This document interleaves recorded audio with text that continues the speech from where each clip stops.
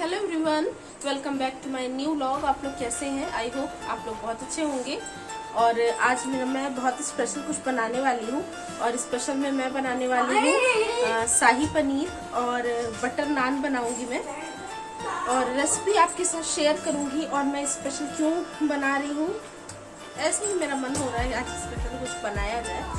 और एक्चुअली ना मुझे रेस्टोरेंट में खाना खाने का मन हो रहा था, लेकिन अभी 3 दिन पहले ही हम गए थे और उस समय बड़ा गंदा सा एक्सपीरियंस था। और वहाँ पे ना मैंने शाही पनीर खाई थी जो मुझे बिल्कुल भी अच्छी नहीं लग रही थी, और वो हमें छोड़ के ही आना पड़ा। बाद में फिर मैंने नॉर्मल मिक्स वेज ऑर्डर करी और उससे हमने खाना खाया।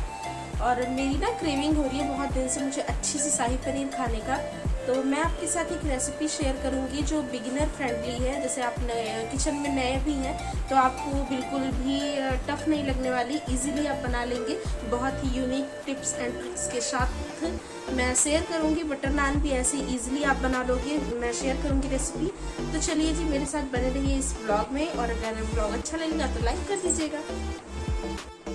तो जी शुरू करते हैं अपना बटर नान और शाही पनीर बनाने का प्रोसेस। तो ये कॉम्बिनेशन बनाने के लिए आपको सबसे पहले नान बनाने का आटा लगाना पड़ेगा, क्योंकि उसको हमें रेस्टिंग टाइम देना होगा कम से कम 1 से 1.5 घंटे का। तो यहाँ पे ना मैदा ले लिया मैंने। बहुत लोग जैसे अगर आप घर पे बनाते हैं ना तो उसका यही प्रॉफिट होता है कि आप अपनी मर्ज़ी से कर सकते हैं, लेकिन मैं आपको ना मतलब प्रॉपर रेसिपी देने के लिए इसमें पूरा मैदा ही यूज़ करूँगी। बहुत लोग हाफ़ गेहूं का आटा हाफ़ मैदा भी ले लेते हैं, और जो मैदा नहीं खाना चाहता वो व्हीट फ्लावर का भी बना लेता है। फ़िलहाल वो मैं कभी और आपके साथ शेयर करूँगी। यहाँ मैं आपको एक प्रॉपर रेसिपी बटर नान की दे रही हूँ कि तवे पे घर पे हम कैसे बना सकते हैं बिना अवन बिना तंदूर के। तो उसके लिए ना मैंने एक ये बड़ी कटोरी रेगुलर जो मेरे घर में जिसमें दाल सब्जी खाई जाती है, उससे 2 कटोरी मैंने मैदा ले लिया है। फ़िलहाल वो पुराना वाला स्टॉक था मेरा जिसमें 1.5 कटोरी मैदा ही निकला था, तो ये नया पैकेट मैंने अभी फाड़ लिया है। और इसमें से निकाल के मैं 2 कटोरी मैदा ले लूँगी। उसके बाद मैं जैसे जैसे डालती जाऊँगी मैं आपको बताती जाऊँगी कि मैंने क्या क्या ऐड किया है।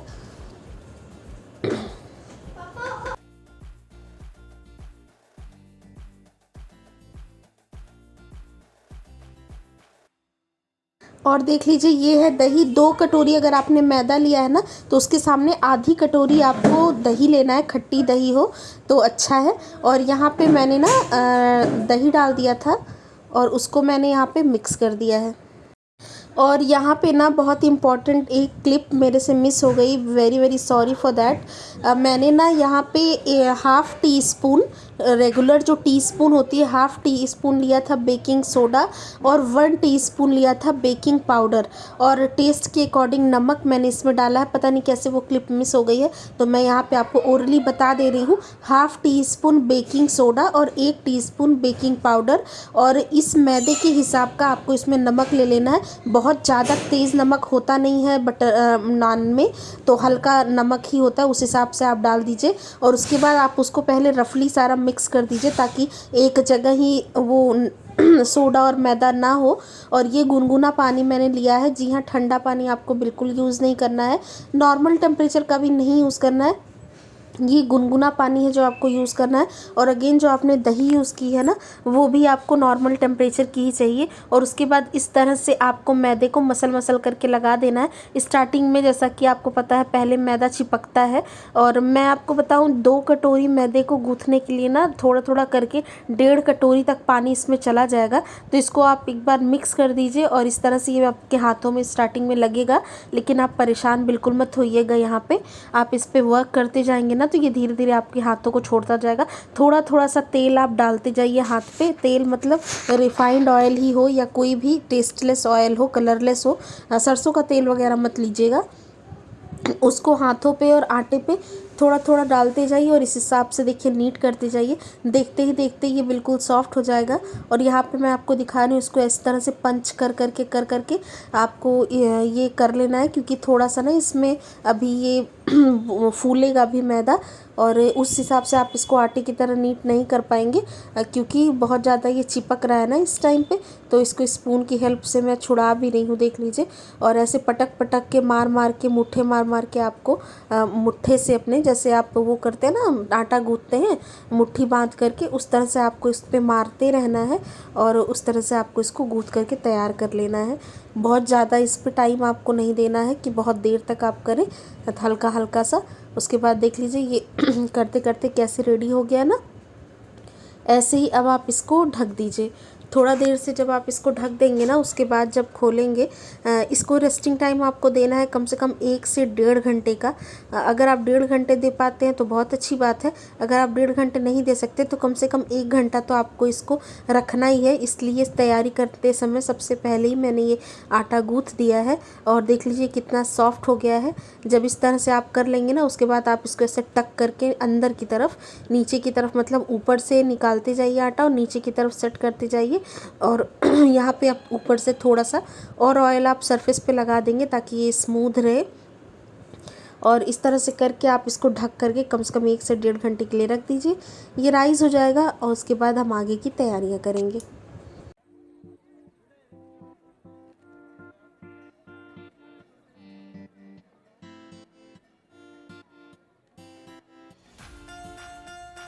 और मैंने आटा लगा के रखा था, तो आरोगी के पापा काफ़ी देर से आए हुए थे। मैं आटा गूँथ रही थी तभी वो आ गए थे, तो मैंने चाय भी नहीं बनाई थी। यहाँ पे मैं शाम की चाय चढ़ा दे रही हूँ। और मैं ना 7-8 बजे से ही लग गई थी ये बनाने, क्योंकि मुझे पता था कि टाइम ज़्यादा लगने वाला है। ये सब चीज़ें बनाना ना थोड़ा सा लेंदी प्रोसेस होता है और थोड़ी तैयारियाँ ज़्यादा चाहिए होती हैं। लेकिन आप ना बाहर से खाने से अच्छा आप घर में खा लो, क्योंकि बहुत सारे रेस्टोरेंट्स में मैंने ट्राई किया है और मतलब पता नहीं कैसा, कहीं कहीं की बात अलग है, कहीं कहीं पे ये सारी चीज़ें अच्छी मिल जाती हैं।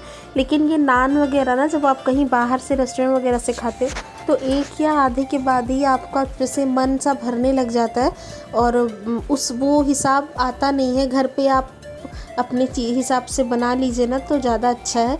और मैंने पहले भी 2-3 बार बनाई है ये बटर नान की रेसिपी, लेकिन तब मैं यूट्यूब चैनल नहीं चलाती थी तो मैंने शेयर भी किया नहीं था। तो आज मैं बना रही थी तो मुझे लगा मैं आप लोगों के साथ शेयर करती हूँ। और ये सच में इतनी अच्छी और इतने सॉफ्ट बने थे ना कि मैं आपको बता नहीं सकती। आगे जब आप देखेंगे तो आपको पता चलेगा। फ़िलहाल यहाँ पे चाय मेरी हो गई है और इसको मैं छान ले रही हूँ। मैं और आरोगी के पापा हम दोनों ही एक साथ बैठ के चाय पी लेंगे। और ये टाइम बहुत अच्छा होता है जब हम अपना मी टाइम एंजॉय करते हैं। शाम को मैं आपको बताऊँ 4 बजे के बाद से ना मुझे कितनी भी ज़्यादा क्रेविंग होती रहे, मैं चाय नहीं बनाती, सिर्फ आरोगी के पापा का इंतज़ार करती रहती हूँ कि वो आएँगे तब हम लोग साथ में चाय पियेंगे। फ़िलहाल टाइम कम था तो मैं साथ में चाय पीने की बात तो कर रही थी, लेकिन मैंने उनको दे दिया। और मेरी बगल में चाय आपको दिख रही होगी, ठंडी हो रही है, तो तब तक मुझे लगा कि मैं थोड़ी सी चॉपिंग कर लेती हूँ। यहाँ पे बहुत सारे प्याज और टमाटर कट गए हैं। ये तैयारी हो रही है हमारे शाही पनीर बनाने की। तो यहाँ पे मैंने 5 मीडियम साइज़ के प्याज ले लिए हैं और उनके साइज़ 3 थोड़े बड़े साइज़ के टमाटर ले लिए हैं। रेशियो यही है कि अगर आप 4 प्याज ले रहे हैं तो आपके सामने उसके सामने आपको 2 टमाटर चाहिए। तो साइज़ आप देख लीजिए, चूँकि मेरे प्याज थोड़े साइज़ में छोटे थे तो मैंने 5 लिए थे, तो उनके सामने मैंने 3 टमाटर ले लिया है।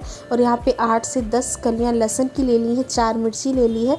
और ये प्याज को मैं मोटा मोटा ही कट कर रही हूँ, बहुत आपको पतला नहीं करना है क्योंकि हमें लास्ट में इसको पका के पीसना ही है। जस्ट हम इसको फ्राई करने के लिए ऐसे काट रहे हैं। तो मिर्ची और लहसुन तो मैं ऐसे ही डाल दूँगी, पक जाएंगे। प्याज टमाटर को मैं कट कर ले रही हूँ बारीक बारीक।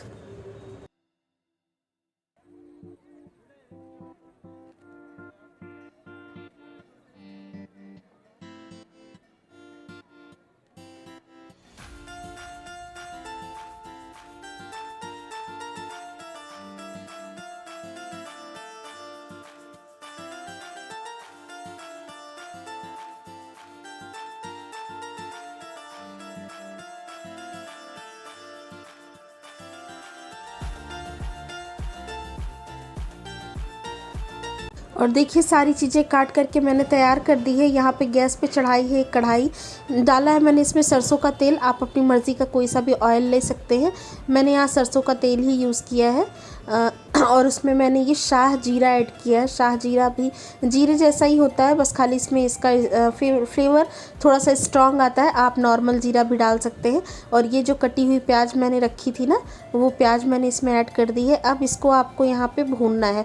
फ्लेम अभी तेज़ ही है, धीमा नहीं है। हाई फ्लेम पे आपको इसको भून लेना है तब तक जिसके ये जो प्याज के सारे पेटल्स हैं ना, ये अलग अलग हो जाएं। पकाने जैसा आपका कोई पर्पज़ नहीं है, सिर्फ एक सौंधापन सा आ जाए और थोड़ी थोड़ी सी ये सब्जियां सॉफ्ट हो जाएं, इतना ही हमको इसको पकाना है, क्योंकि हमें एट लास्ट इसको पीसना ही है। और शाही पनीर का कलर आप तो देखते ही होंगे। शाही पनीर एक बहुत ही रिच सी सब्जी होती है, बहुत माइल्ड टेस्ट वाली, जो कि बहुत ज़्यादा तीखी चटपटी ऐसी नहीं होती। जो लोग मतलब क्रीमी और मलाईदार ऐसी एक सब्जी होती है जो बहुत मतलब सॉफ्ट सी बिल्कुल होती है ना, तो ऐसे ही हम इसको बनाएंगे।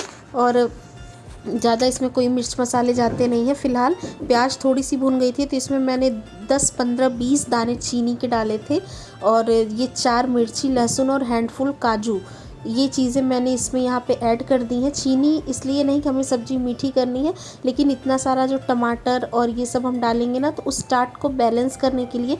और शाही पनीर में एक स्लाइट सा स्वीटनेस आता है जब आप खाते हैं ना, तो अगर आप पता हो तो जो है बस वो चीज़, मतलब अगर आप इससे मीठा बिल्कुल नहीं लगेगा, लेकिन हाँ ये है कि अच्छा सा एक टेस्ट आएगा। और ये भुन जाए सारी चीज़ें, उसके बाद हमने इसमें टमाटर डाल दिया है। तो प्याज, काजू और लहसुन, मिर्ची सारा, और ये टमाटर, अब इसको डाल करके हमें यहाँ भून लेना है। और इस स्टेज पे हम ना इसमें बहुत ज़रा सा नमक डालेंगे, सिर्फ इन सब्जियों के हिसाब का, जिससे सब्जियों को हमें गलने में हेल्प हो जाए। डालने के बाद आप इसको ढक देंगे और जब तक ये पकेंगे तब तक आप साइड बाय साइड कोई दूसरा काम भी कर सकते हैं। मैंने भी इसको यहाँ पे ढक दिया है और थोड़ी देर बाद आप खोलेंगे तो आप देख लीजिए कि ये कितनी सॉफ्ट हो गई हैं। अभी ये पूरी तरह से पकी नहीं है। अब यहाँ पे ये कुछ मसाले करेंगे। डाला है मैंने हल्दी का पाउडर और लाल मिर्च, ये है धनिया का पाउडर जो मैंने अभी कुछ दिन पहले ही वीडियो में दिखाया था। और ये है कश्मीरी रेड चिली, जिससे एक रेडनेस सा कलर आता है ना, तो बहुत थोड़ा ही आपको डालना है, बहुत ज़्यादा नहीं डालना। आप चाहें तो स्किप भी कर सकते हैं, लेकिन ये डालने से भी ना एक बहुत अच्छा सा कलर ऐड ऑन होगा। हल्दी और कश्मीरी मिर्च का कलर मिल करके ना बहुत अच्छा कलर आता है, लेकिन आपको ज़्यादा बिल्कुल नहीं डालना है, थोड़ा सा ही डालना है, ताकि इसका वो जो प्रॉपर पनीर का कलर आता है ना, वो आ जाए।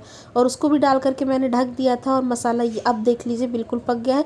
पानी का एक बूंद भी आपको इस्तेमाल नहीं करना है, बिल्कुल ही नहीं करना है। जितने में ये प्याज और टमाटर का जो पानी अपना रिलीज़ होगा, उसमें ही ये मसाले पकेंगे। और यहाँ पे मुझे निकालने में थोड़ी सी प्रॉब्लम हो रही थी, तो हस्बैंड आ गए मेरी हेल्प करने के लिए। उन्होंने ये कढ़ाई पकड़ ली और मैं इसको फटाफट से निकाल दे रही हूँ। एक प्लेट में ये मसाला निकाल देंगे और जब ये बिल्कुल ही ठंडा हो जाएगा ना, तब हम इसको पीसेंगे। गरम में आप बिल्कुल मत पीसिएगा और ठंडा होने का इंतज़ार करिए, तब आप इसको पीसिए। और यहाँ पे देख लीजिए मेरा जो है मसाला ठंडा हो गया था, रखे हुए इसको थोड़ा सा टाइम हो गया था। तो अब मैं इसको अपने जार में डाल रही हूँ इसको पीसने के लिए।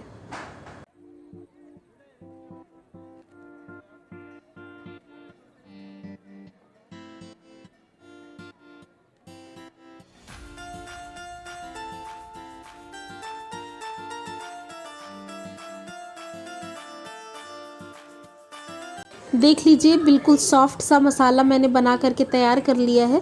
और पानी आपको बिल्कुल नहीं डालना है, इस बात का ध्यान रखिएगा। और वापस से वही जो कढ़ाई जिसमें मैंने मसाला बनाया था उसको गैस पे चढ़ाया है। डाला है सरसों का तेल और उसमें डाली है मैंने कसूरी मेथी।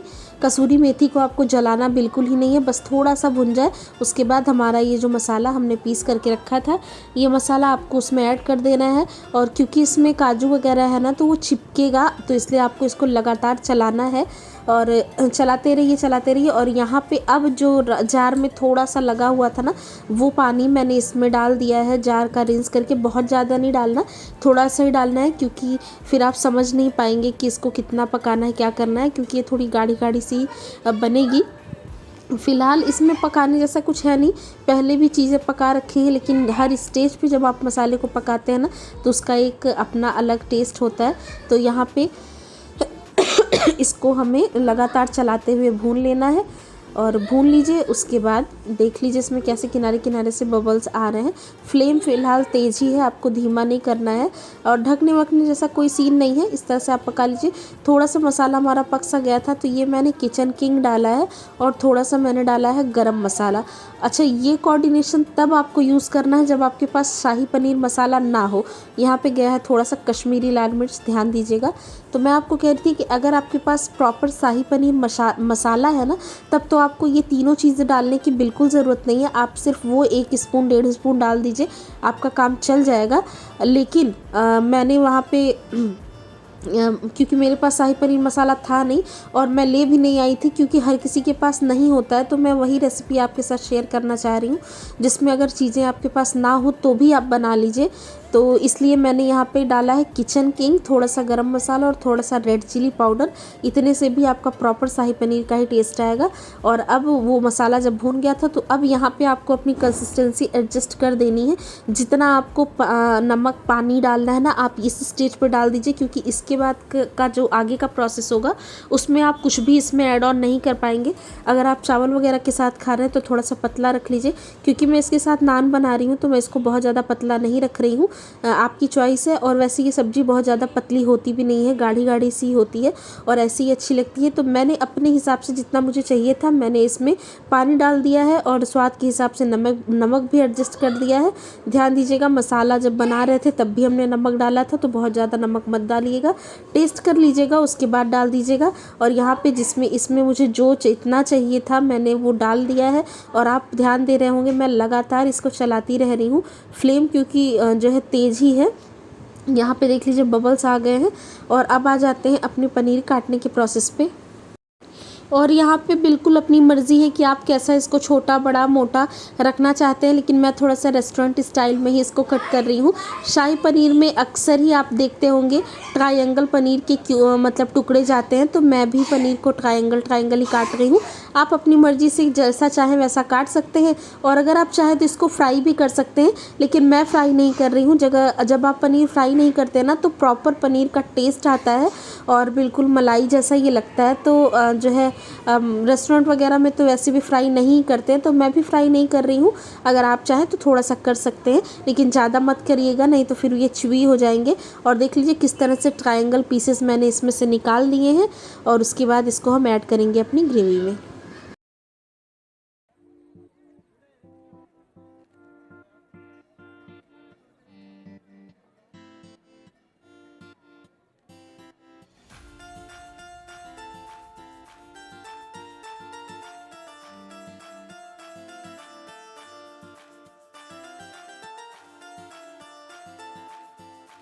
सारी पनीर कट करके तैयार है। और तब तक जब तक हमने वहाँ पे वो काम किया था, यहाँ पे देख लीजिए ग्रेवी में बहुत अच्छी तरह से उबाल आ चुका है। और ग्रेवी हमारी पहले से पकी ही थी, सिर्फ हमको इसको एक बार ऐसे उबालना ही था। और अब इस स्टेज पे ना यहाँ पे है देखिए ये अमूल का क्रीम, जो क्रीम आता है ना वो मैंने ऐड किया है। आप घर की मलाई भी ले सकते हैं। घर की मलाई अगर आप लेते हैं तो स्पून से उसको दूध के ऊपर जो नॉर्मल मलाई आती है उसको ऊपर से निकाल दीजिए और उसको खूब अच्छी तरह से स्पून से फेंट दीजिए। उसके बाद आप इसमें ऐड कर दीजिए उसको। यहाँ पे मैंने रेडीमेड जो अमूल की क्रीम ही आती है ना वो ले लिया है और उसको मैंने लगभग 2 स्पून के करीब इसमें डाला है। और डालने के बाद भी आपको उसको लगातार चलाना है, लगातार चलाते रहिए। और अब आपको यहाँ पे कुछ भी और ऐड नहीं करना है, बिल्कुल लास्ट में आप अपना पनीर इसमें ऐड कर दीजिए। और जब भी आप पनीर की सब्ज़ी बनाते हैं ना, चाहे वो मटर पनीर हो, शाही पनीर हो, कढ़ाई पनीर हो, कोई सा भी पनीर हो, तो लास्ट इंग्रेडिएंट एकदम आप पनीर उसमें डालिए। और डालने के बाद आप बहुत ज़्यादा देर तक उसको मत पकाइए, सिर्फ 2 या 3 मिनट तक, क्योंकि ना उसके बाद फिर ये च्युई हो जाते हैं, खिंचने से लग जाते हैं और ऐसा आपको नहीं करना है। तो यहाँ पे देख लीजिए मैंने डाल दिया है और अब हमारी सब्ज़ी बिल्कुल ही बन करके तैयार है। एक बार तेज़ फ्लेम पे मैं इसको उबाला दे रही हूँ और जब ये हो चुका है मैंने यहाँ पे गैस ऑफ कर दी है। और अब इसको हम निकाल लेते हैं एक अपने बाउल में। देख लीजिए बिल्कुल रेस्टोरेंट स्टाइल लग रही है ना। थोड़ा सा मैंने डेकोरेट किया है इसी अमूल की क्रीम के साथ और मुझे तो भाई ये बहुत अच्छी लगी थी, मेरे घर में सबको ही बहुत पसंद आई थी, आरोगी के पापा को भी बहुत अच्छी लगी थी। थोड़ा सा वो कैमरा फ्रेंडली नहीं है ना, तो वो आपके सामने आकर के अभी रिव्यू नहीं देते हैं कि कैसी बनी है, अदरवाइज़ अच्छी बहुत लगती है। मैं कोशिश कर रही हूँ कि वो भी कैमरे के सामने आना स्टार्ट कर दें। अगर वो आने लगेंगे तो हर चीज़ जो भी मैं बनाती हूँ और जिसकी तारीफ़ मैं खुद करती हूँ, मैं आपको उनसे बताऊँगी, मतलब वो आपको खुद बताएंगे वो चीज़ कैसे बनी थी, क्योंकि मैं इतनी सारी मेहनत सिर्फ अपने परिवार के लिए ही करती हूँ और आरोग्य के पापा के लिए करती हूँ। मैं अपने लिए भी करती हूँ, लेकिन अगर खुद के लिए इतनी मेहनत कौन करता है, और अपने परिवार के लिए ही करता है। तो बस वही है। यहाँ पे देख लीजिए बटर नान बनाने के प्रोसेस में आ जाते हैं। आटा मैंने निकाला था, आटे को थोड़ा सा टक कर दिया था, और जितना भी मोटा पतला आपको नान बनाना है आप उसमें से आटा निकालिए। उसको पहले ड्राई फ्लावर में डस्ट करिए, ये मैदा ही है जो मैंने किया है, और जिस भी शेप में आपको बटर नान बनाना है आप वैसे इसको बेल दीजिए। और बेलने के बाद मतलब आप इसको बड़ा बेल लेंगे तो वो थोड़ा सा श्रिंक होकर छोटा हो ही जाएगा, उसी हिसाब से आप कर लीजिएगा। और बहुत पतले मत करिएगा, मैं आपको सजेस्ट करूँगी, क्योंकि जब थोड़ा सा ये मतलब अंदर इसकी बॉडी होती है ना, तो ये ज़्यादा अच्छा लगता है। और बेलने के बाद ये एक ये फोक है, फोक की हेल्प से मैं इसमें छेद कर दे रही हूँ ताकि ये फूले नहीं, क्योंकि हम तवे पे इसको बनाने वाले हैं, तो तवा हम पलट पलट के बनाएंगे। अगर ये फूल जाएगा तो फिर ये निकल भी सकता है। और इस पर खूब सारा धनिया मैंने स्प्रिंकल कर दिया इस तरह से, और डालने के बाद आप इसको धनिया चिपका दीजिए। कोरिएंडर लीफ है ये, बेलन से देख लीजिए कैसे मैं इसको चारों तरफ से चिपका रही हूँ। और अब ना इसको आपको निकालना थोड़ा सा टफ लग सकता है, वैसे तो एक दो बार के बाद निकल आता है, लेकिन अगर आपको टफ लगता है तो मैं आपको ये तरीका बता रही हूँ। इस तरह से आप जो अपना वो है ना चौका, उसको उठा करके किसी प्लेट पे पलट दीजिए, और पलटने के बाद पीछे के साइड में आपको इसमें खूब अच्छी तरह से पानी लगा देना है, सो दैट ये तवे पे चिपक जाए। पानी लगाने में कंजूसी मत करिएगा, अच्छी तरह से पानी लगा दीजिएगा, और वही प्लेट आपको अपने तवे पे डाल देना है। अब ये ना इसको डालने से ये होगा कि तवे पे आपका ये जो नान है वो बहुत अच्छी तरह से चिपक जाएगा। और एक चीज़ का ध्यान आपको और देना है कि जब भी आप तवे पे अपना ये नान डालें ना, तो आपका तवा बिल्कुल ही मतलब हाई फ्लेम पे बिल्कुल अच्छी तरह से गर्म हो जाए, ताकि गर्माहट पाके ये जाते ही चिपक जाए। और आप देख लीजिए जहाँ जहाँ पे फोक नहीं लगा है वहाँ पे कहीं कहीं से ये कैसे फूल रहा है, बिल्कुल मतलब जैसे ढाबे पे और दुकान पे मिलता है ना, बिल्कुल वैसे ही।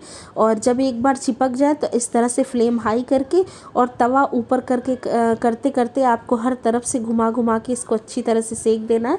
मतलब आप ध्यान दीजिए कि जब आपका कहीं एक जगह ज़्यादा जलने लग जाए तो आप फ्लेम कम कर दीजिए, और फिर आपको दूसरी तरफ से सेकना हो तो आप फ्लेम हाई कर दीजिए। इस तरह से करके ये बहुत जल्दी पक जाते हैं, ऐसा नहीं है। और इस तरह से घुमा घुमा के एक नान बनाने में आपको कम से कम 6 से 7 मिनट तो आराम से लग जाएंगे। तो इसलिए मैं कह रही थी थोड़ा सा टाइम टेकिंग ये प्रोसेस है, लेकिन ये बहुत अच्छी रेसिपी है। अगर आप घर में बनाएंगे तो आप बिल्कुल डिसअपॉइंटेड नहीं होंगे। और मैं आपको बता रही हूँ कि बाहर इसी प्लेट का जो मैंने घर पे बनाया है आप आराम से 350-400 रुपये देंगे, बिल्कुल देंगे, क्योंकि 200-250 से कम मतलब किसी छोटे मोटे रेस्टोरेंट में भी शाही पनीर 200-250 से कम का है नहीं। और बटर नान हमारे यहाँ तो 35 रुपये का एक आता है।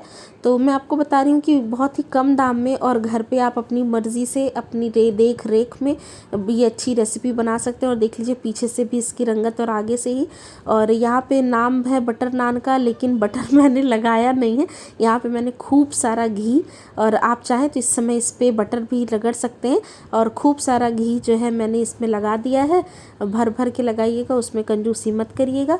और चारों तरफ से आप इसमें फैला दीजिए। और अब आप बताइए कि लग रहा है कि ये हमने घर पे बनाया है, लग रहा है ना कि हम रेस्टोरेंट से ख़रीद के लिए आए हैं। आप एक बार इसको बनाइएगा ज़रूर, आपको ज़रूर पसंद आएगी। इसी तरह से मैं अपने सारे बना करके तैयार कर लेती हूँ, उसके बाद आपको अपनी प्लेट भी दिखाऊंगी।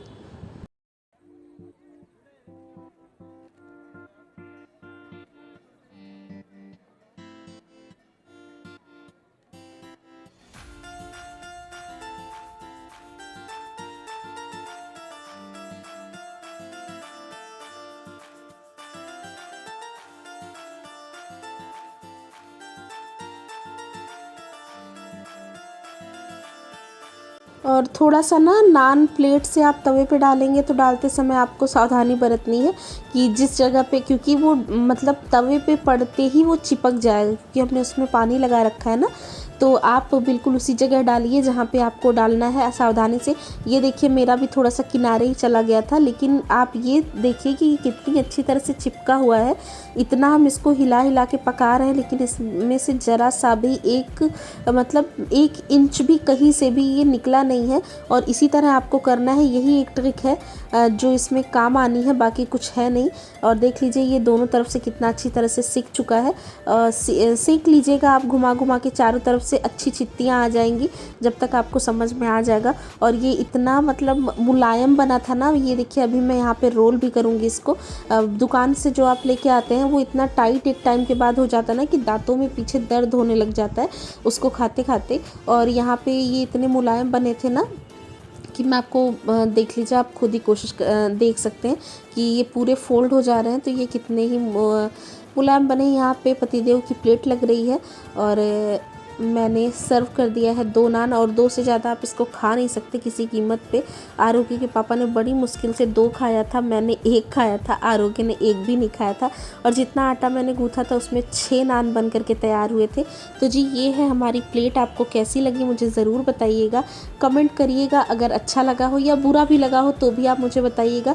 मैं आपसे मिलूँगी कल एक नए व्लॉग में। तब तक आप बहुत सारा ख्याल रखिए अपना, खुश रहिए। और रेसिपी कैसी लगी मुझे ज़रूर बताइएगा। और मैं लेती हूँ आपसे विदा, तब तक के लिए you guys take care and I am sending lots and lots of love to you all. Thank you so much for watching, take care and bye bye. Subscribe कर दो।